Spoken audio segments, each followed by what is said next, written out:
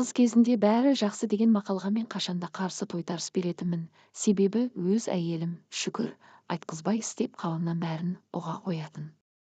Тіпті атымды да атауды ар санап біздің отағасы өйтеді, біздің отағасы сөйтеді деп жүрген жерінде жаманымды жасырып, жақсымды асыруға тырысатын. Соған сай мен де тапқанымды соның аузына тосатынмын. Ол аздай, мерекеге қарамай, жақсы табыс түссе бітті. Әйеліме алтын алқа, гауһар жүзік, қара күзен тон қысқасы, сый жасауда менен асқан жомарт жоқ еді. Сондағы ойым жолдастарымның келіншектерінің аузының суы құрып, шіркін, ерің болса қанаттай болсын десе екен дейтінмін.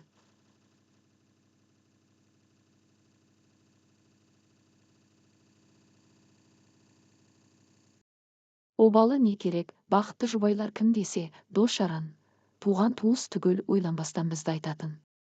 Түлен түртем десе аяқ асты ма, әлде мен соқыр болдым ба, әйтеуір тағдырым бірақ күнде тостағандай төңкерілді де түсті.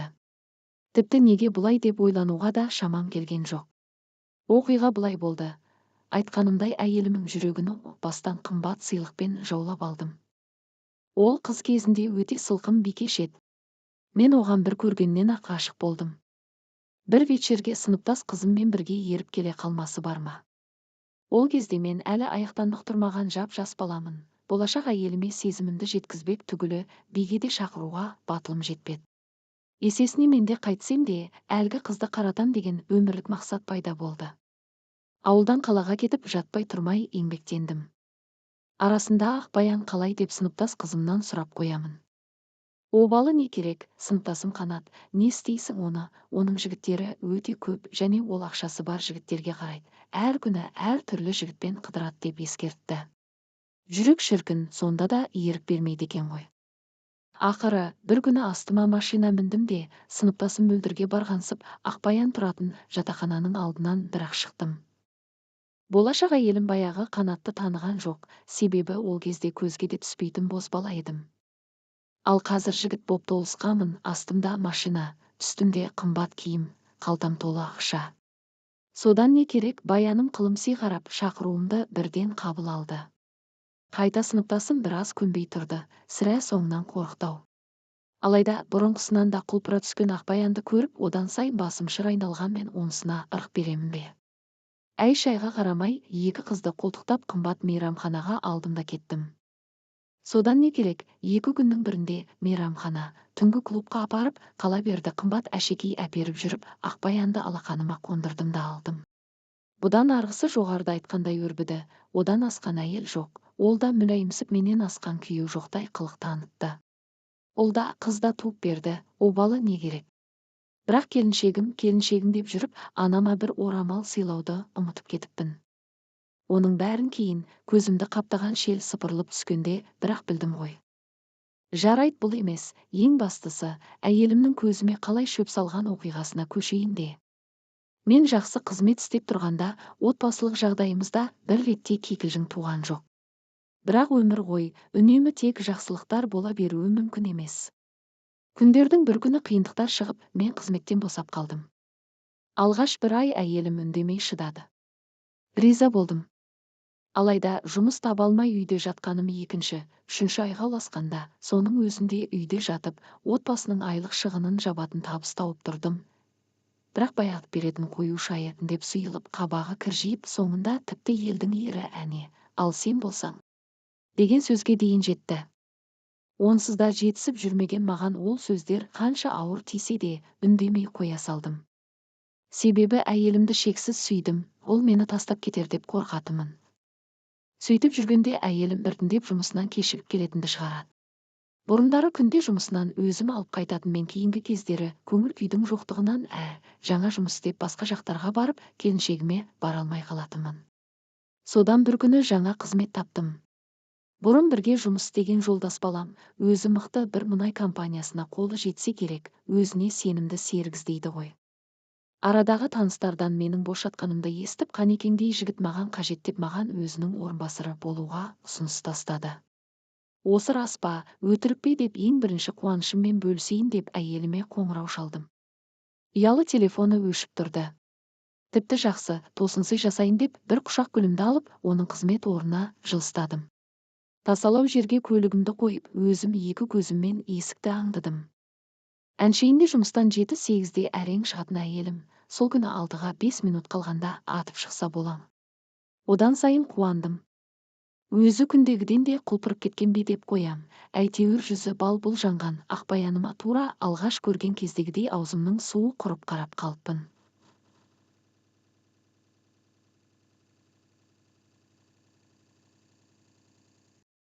Әрине, ол мені көрген жоқ. Есікті айқара ашып, Голливуд жұлдыздары секілді бері қарай беттеді.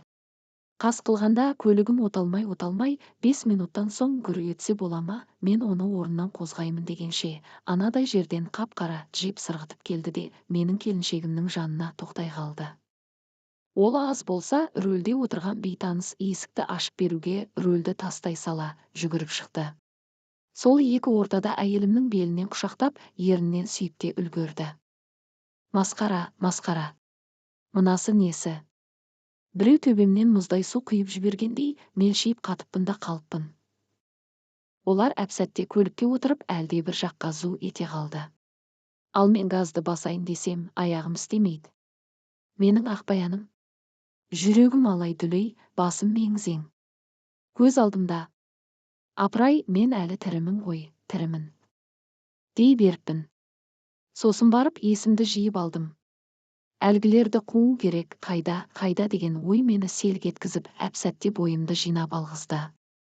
Жалма-жан көлігімді оталдырып, әлгі машина шаң қаптырып кетпей тұрғанда, барынша жылдамдықпен оның ізіне түстім. Сонда бірінші рет Алматы көшелеріндегі кептеліске іштей алғыс айттым. Себебі кептеліс болмаса, олар мен ес жиғанша іс жасырып үлгерер еді. Құдайдың қарасқаны ғой. Араға екі көлік салып, мен жексұрын қара джиптің соңынан қалмай еріп отырдым. Кенет ол бір қонақ үйдің алдына барды да кілт тоқтады. Бөтен еркектің құшағында кетіп бара жатқан өз әйелімді сонда өмірімде бірінші рет жек көрдім. Бірақ Әліптің артын бағайын деп бойымды барынша сабырға жеңдірдім. Көңілдесі екеуі қол ұстасқан күйі қонақ үйге кіріп кетті. Артынша 5-10 минуттан соң мен де беттедім ол күнәһар есікке. Бір түрлі тұтқаны ұстауға да жиіркендім. Себебі әйелін екеуінің көзіне шөп салған қанша жанның бұл тұтқаны ұстағанын кім білсін. Бірақ амал жоқ. Жұлқи тарттым да жетіп кірдім. Қап-қара болып түтігіп кеткен түрімді көріп тіркеушілер де кім екенімді бірден сезді ме, әйтеуір кілт қайда деп ақырған маған қарсы тілге келместен қолыма ұстата қойды. Қалай лифтке мінгенім, одан түскенім есімде жоқ, бір қарасам, 667 деген жазудың алдына тұр екенмін. Неге екенін білмейтін, әйтеуір осы сәт сәл кідіріп қалдым. Жүрексініп тұрғаным жоқ. Себебі мен емес, кінәлі әйелім ғой. Сірә, мен үшін ең аяулы, ең сүйікті жанның өзге құшақта жатқанын көруге көздерім ұялып тұрды-ау. Кенет бойыма бір күш бітті де, есікті бір тептім. Айқара ашылды да кетті, ар жақта анадан жаңа туғандай. Бұдан кейінгісін айтпай-ақ та қояйыншы. Сол күні үйге қонғаным жоқ. Телефонымды да бәрін өшіріп тауға тартып отырдым. Келесі күні таң атпай, Ахаждан бірақ шықтым. Әйелімнің қанша жылап-сықтап кешірім сұрағанына да жүрегім жіби қойған жоқ. Тек кіші қызымның әке деп құлындай шырқыраған үні құлағымнан әлі күнге кетер емес.